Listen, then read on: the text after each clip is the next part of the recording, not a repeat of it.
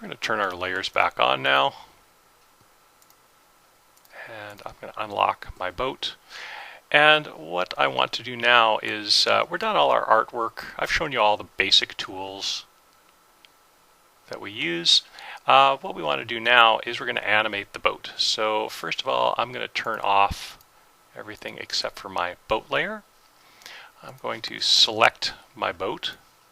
And again, before I animate something, right now I have a graphic. Graphics don't animate. I need to turn this into a movie clip. So I'm going to convert to symbol.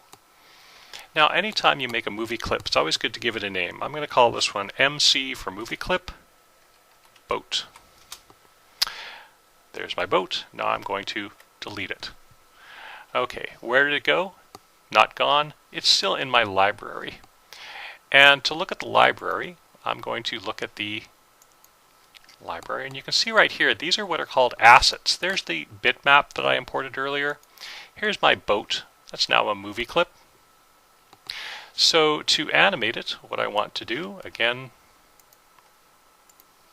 make sure I save. There we go. To animate it, what I'm going to do is I'm going to drag an instance of my boat onto the screen here. Now my boat's a little bit big right now. I'm going to scale it down a bit. I'm going to have it starting off on the left-hand side. Now, just like I showed you before, when we want to animate something, we make sure it's a movie clip. We start out at 1 frame and go over to where we want it to end up. I'm going to insert a keyframe here, and I want my boat to end up over here. I'm going to right-click on that, create motion tween, and now I can see that my boat moves across the screen. I can use my scrubbing tool to see where it is. These are called onion skins. What an onion skin is it shows multiple frames at once.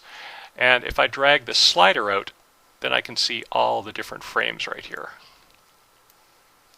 So you can see there's all the different frames. This one's a little easier to work with because this just shows the outline of the boat, where it is. You can see how. So onion skins are useful to play around. You can see where your object is in between. So of course, if I have a straight motion tween, then it moves evenly from one point to another. Now, the other thing I can do is if I select my motion tween, I can ease in or out. So if I ease out, you can see what happens is the boat starts out fast and it slows down. That's an ease out. If I change that to an ease in, the opposite happens. The boat starts out slow and it speeds up. So easing in and out is very important when you're doing motion.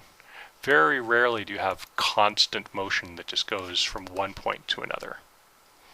And now the other thing, I'm going to bring my other scenes back here, and you'll notice this, if I play my animation, the other bits disappear. Okay, that's because they only exist for 1 frame. If you've got an object you only want it to appear for 1 frame, you just put it in that 1 frame. If you want it to exist for the entire length, then you have to insert not a keyframe, just insert a frame. This is not being animated, so as long as we have frames, that object is persistent throughout those frames. Same thing here, I'm going to insert a frame, and I'm going to insert a frame. Okay, so now there's my first little animation. My boat goes from one side to the other.